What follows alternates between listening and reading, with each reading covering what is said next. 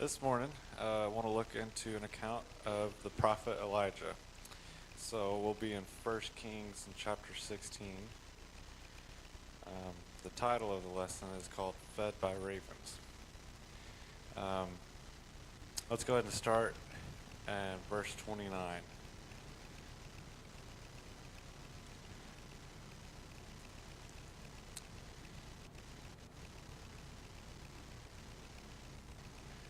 And we'll read through verse 34. It says, And in the 38th year of Asa, king of Judah, began Ahab, the son of Omri, to reign over Israel. And Ahab, the son of Omri, reigned over Israel in Samaria 22 years.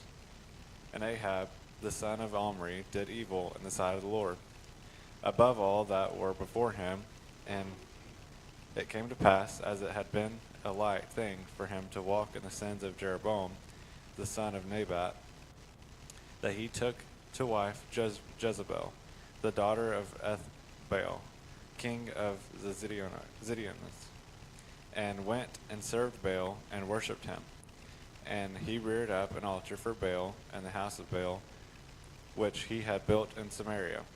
And Ahab made a grove, and Ahab did more to provoke the Lord God of Israel to anger than all the kings of Israel that were before him.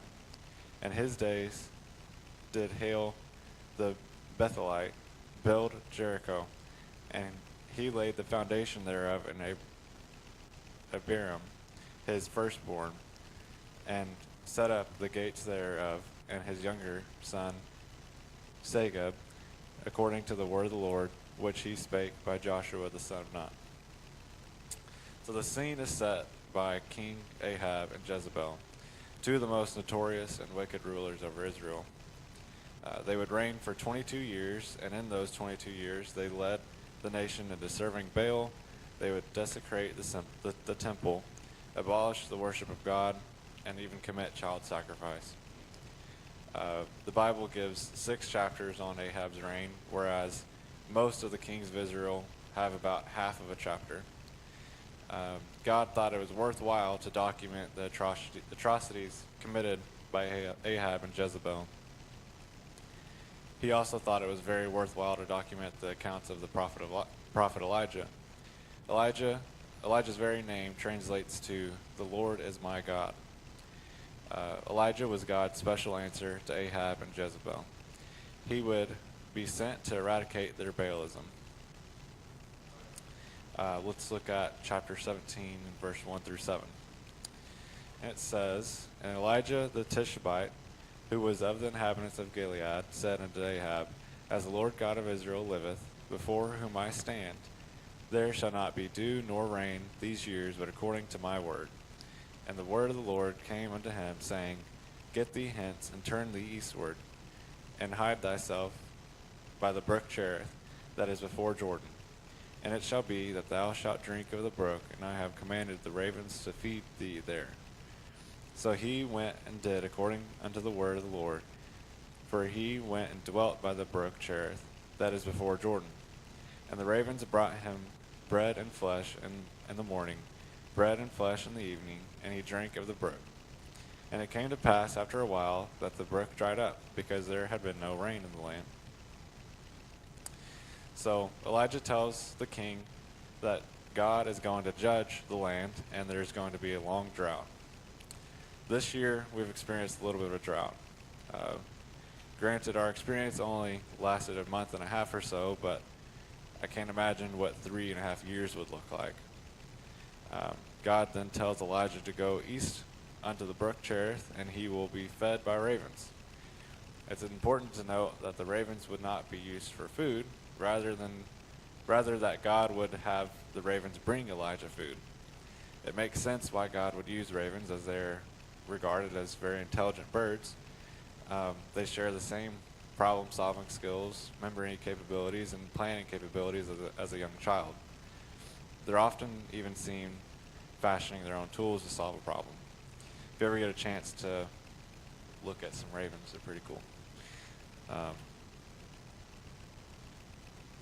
Another side note is that the word cherith means to cut off or to separate in Hebrew. God used this spot to secure Elijah and separate him from the danger of the king and queen. Let's look at verse 8 through 16. And the word of the Lord came unto him, saying, Arise, get thee to Zarephath, which belongeth to Zidon, and dwell there. Behold, I have commanded a widow woman there to sustain thee. So he arose and went to Zarephath. And when he came to the gate of the city, behold, the widow woman was there, gathering of sticks. And he called to her and said, Fetch me, I pray thee, a little water in a vessel, that I may drink. And as she was going to fetch it, he called to her and said, Bring me, I pray thee, a morsel of bread in thine hand. And she said, As the Lord thy God liveth, I have not a cake, but a handful of meal and a barrel, and a little oil in a cruse. And behold, I am gathering 2 sticks, that I may go in and dress it for me and my son, that we may eat it and die. And Elijah said unto her, Fear not, go and do as thou hast said, but make me thereof a little cake first, and bring it unto me. And after make for thee and for thy son. For thus saith the Lord God of Israel, The barrel of meal shall not waste, neither shall the cruse of oil fail, until the day that the Lord sendeth rain upon the earth. And she went and did according to the saying of Elijah, and she and he and her house did eat many days. And the barrel of meal wasted not, neither did the cruse of oil fail, according to the word of the Lord, which he spake by Elijah. So after the brook dried up, God gave Elijah instruction to go into Zarephath. And there he would find a widowed woman that would sustain him. And so he got to the city and found the woman that God said would be there. And she was out gathering sticks in order to make a fire for her last meal and her son. After all this, lack of rain, the land was suffering. Food was scarce, and the people were starving to death. Elijah's simple request for some water and a morsel of bread was quite the task. This woman was so selfless and had enough faith to put God and Elijah before her very own starving child. God followed through with his promise, and her vessel of oil and barrel of meal wasted not. Let's read on through 24. And it says, And it came to pass after these things that the son of the woman, the mistress of the house, fell sick, and his sickness was so sore that there was no breath left in him. And she said unto Elijah, What have I to do with thee, O thou man of God? Art thou come unto me to call my sin to remembrance and to slay my son? And he said unto her, Give me thy son. And he took him out of her bosom, and carried him up into a loft, where he abode, and laid him upon his own bed. And he cried unto the Lord, and said, O Lord, my God, hast thou also brought evil upon the widow, with whom I sojourned, by slaying her son? And he stretched himself upon the child 3 times, and cried unto the Lord, and said, O Lord, my God, I pray thee, let this child's soul come unto him again. And the Lord heard the voice of Elijah, and the soul of the child came unto him again, and he revived. And Elijah took the child, and brought him down unto the chamber into the house, and delivered him unto his mother. And Elijah said, See, thy son liveth. And the woman said unto Elijah, Now by this I know that thou art a man of God, and the word of the Lord in thy mouth is truth. So we see here that the widow's son fell sick and died. Elijah then takes the boy and prays to God, asking to restore the soul unto this young boy. In verse 22, it said that the Lord heard the voice of Elijah. Aren't you glad the Lord hears our prayers? God is an active God and likes to hear our request of him. It's not always God's will to heal the sick, but in this case it was. Through this whole experience, and the widow had great faith. So much faith that, in fact, God would record her in the Hall of Faith around 600 years later. Let's look at Hebrews chapter 11 and verse 32 through 36.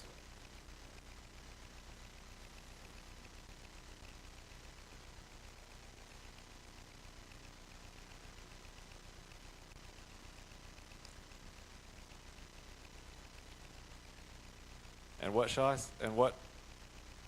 I more say? For the tithe would fall me to tell Gideon, and of Barak, and of Samson, and of Jephthah, of David also, and Samuel, and of the prophets, who through faith subdued kingdoms, wrought righteousness, obtained promises, stopped the mouths of lions, quenched the violence of fire, escaped the edge of the sword out of the weakness, were made strong, waxed valiant in fight, turned to flight the armies of the aliens. Women received their dead, raised to life again, and others were tortured, not accepting deliverance, that they might obtain a better resurrection. And verse 36, and others had trial of cruel mockings and sojournings, yea, moreover of bonds and imprisonment. So next we're going to look at where Elijah called down fire from heaven. Let's look at 1 Kings in chapter 18, verse 17.